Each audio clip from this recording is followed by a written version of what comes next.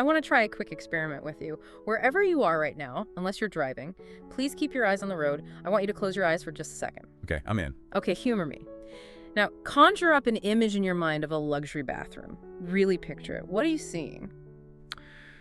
Let me guess. It looks like something out of a music video from like the early 2000s. Oh, absolutely. I'm seeing gold-plated swans for faucets. I'm seeing a bathtub the size of a small hatchback, maybe sitting on some kind of pedestal. Right. I'm seeing glossy marble everywhere, maybe a chandelier that looks like it belongs in a ballroom. It's very loud. It's screaming money. And that is exactly the stereotype we are here to dismantle today. Yeah. We tend to equate luxury with excess. More shine, more tech, more square footage, more patterns. It's flashy. It's the flashy definition of wealth. It's performative. Which, to be fair, is fun to look at on Instagram for about 5 seconds. Right. But today we're diving into a fascinating piece of writing titled The Sensory Interior of the Luxury Bathroom, and let me tell you, it completely flips that narrative on its head. It really does. If you think luxury is about marble floors that are slippery death traps and vanity lights so bright they, I don't know, X-ray your soul, you are in for a serious re-education. X-ray your soul is a bit dramatic, but it's pretty accurate. This is one of my favorite topics to explore because it fundamentally shifts the conversation from what it looks like to how it feels. Yes. The source material argues that the bathroom isn't just a utility room. It's not just where you brush your teeth. It's the bookend of your day. It's where you start and it's where you end. Right, and that was the hook for me. The text makes this claim that the design of this space, more than any other room in the house, even the bedroom, has the power to physically slow down the body. It claims design here influences mood, comfort, and even clarity of thought. I mean, that's a heavy burden for a room that contains a toilet. It is a big claim, but think about the biology of it. When you step into a bathroom, usually you are transitioning. You're waking up and preparing to face the world, or you're washing off the day and trying to wind down to sleep. If the design is shouting for attention, if it's loud, busy, cluttered, high contrast, it demands cognitive energy from you. The source argues that a well-designed, true luxury bathroom does the opposite. It doesn't shout, it supports. So instead of a look at me room, it's a look at you room. Or maybe a feel yourself room. That came out wrong, but you know what I mean. In a way, yes. Yeah. It supports your daily rituals quietly through balance, texture, light, and very thoughtful material choices. It's a sensory experience, not just a visual one. Right. It's about being held by the space rather than impressed by it. Okay, so we are doing a total vibe check on luxury. It's not about the price tag on the imported Italian tile. It's about the nervous system. That is the perfect way to frame it. It is physiological design. Let's get into the nuts and bolts then. The first section of our source material talks about redefining space and flow. Now, I live in the real world. Real estate is expensive. Right. My bathroom is not an airplane hangar. Does this source say I need a massive footprint to achieve this sensory luxury? No, and that is the most reassuring part of this research. The source explicitly states that while space is the foundation, it is not about square footage. It's about a concept they call visual breath. Visual breath. It sounds like a yoga term. Or something an overly expensive interior designer whispers to you. It does, doesn't it? But think of it in terms of data processing. When you walk into a room, your brain processes every edge, every object, every shadow, every transition. Okay. Visual breath means removing the visual clutter so that surfaces flow seamlessly.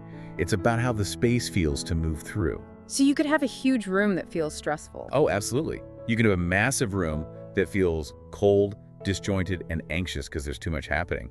Conversely, you can have a tight, compact room that feels incredibly high-end because of how it flows. So, practically speaking, what kills visual breath? Obstacles, Both visual and physical. The text emphasizes clear sight lines and generous circulation. Meaning I shouldn't have to shimmy sideways past the vanity to get to the shower? Exactly.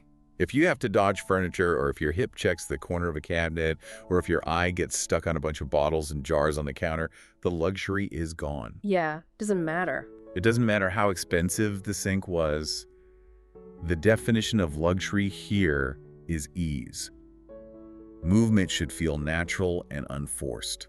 It's funny, I've been in hotel bathrooms that were huge, massive suites, but the layout was so weird, I felt like I was in an obstacle course. Yes. And then I've been in tiny Japanese-style baths that felt incredibly serene. That's the principle at work. Even if the footprint is small, if the proportions are considered and the clutter is gone, the room breathes. It tells your brain, you can relax here. There is no threat. There is no chaos. Ease. I think that's something we're all starving for, especially at 6 a.m. on a Tuesday when the alarm goes off. But let's move to the container itself.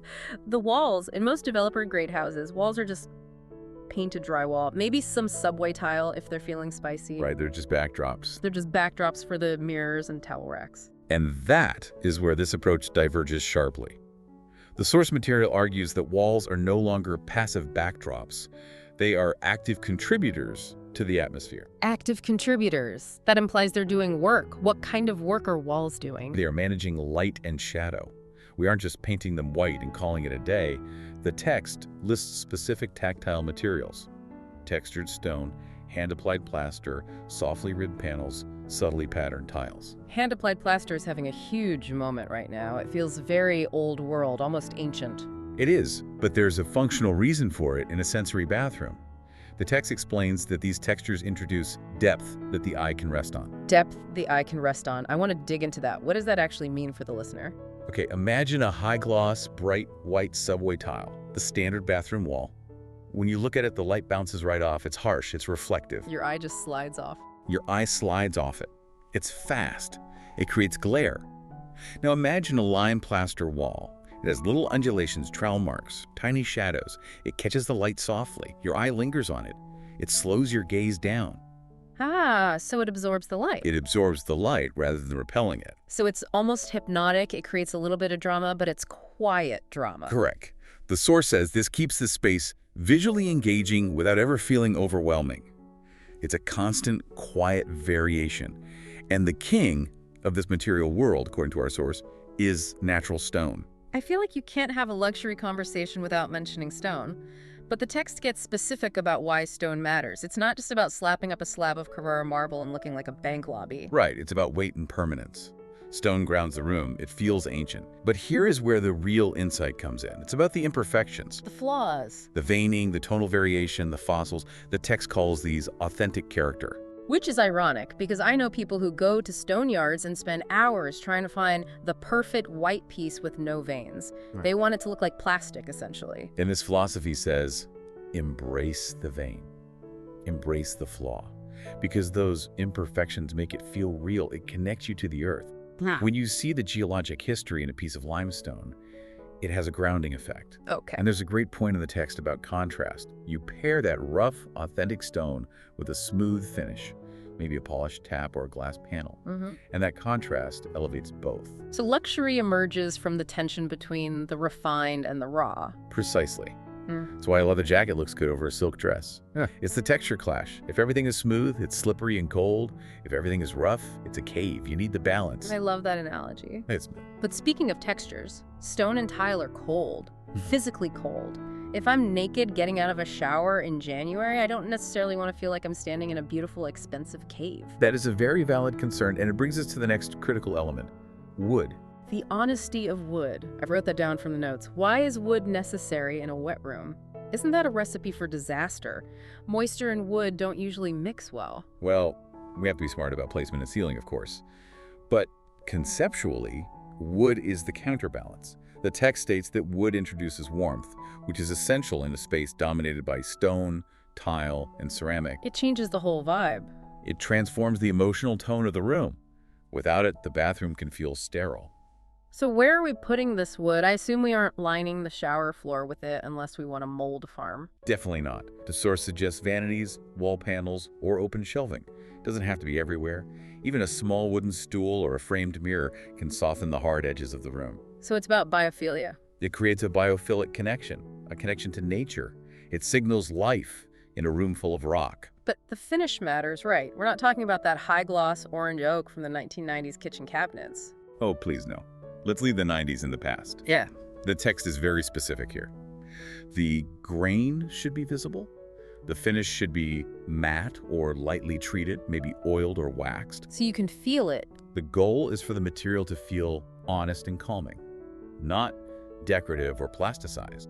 You want to see that it came from a tree. You want to almost feel the texture of the wood. Honest and calming. I'm sensing a theme here. Everything is about calming the nervous system. We're stripping away the artificial layers. That is the red thread running through this entire deep dive. And nothing influences the nervous system or our circadian rhythm, quite like our next topic. Light. Oh yes. The source calls natural light the most powerful design tool, which again sounds bold considering most bathrooms have one tiny frosted window that looks out onto a brick wall. But think about the physics of light. Natural light renders color accurately. It reveals the subtlety of that plaster or the vein in that stone we talked about. Okay. The text says it brings a vitality that artificial light simply cannot replicate. Because artificial light is usually flat, right? It's just on or off. Exactly. Natural light is dynamic. This leads to the concept of a dynamic atmosphere.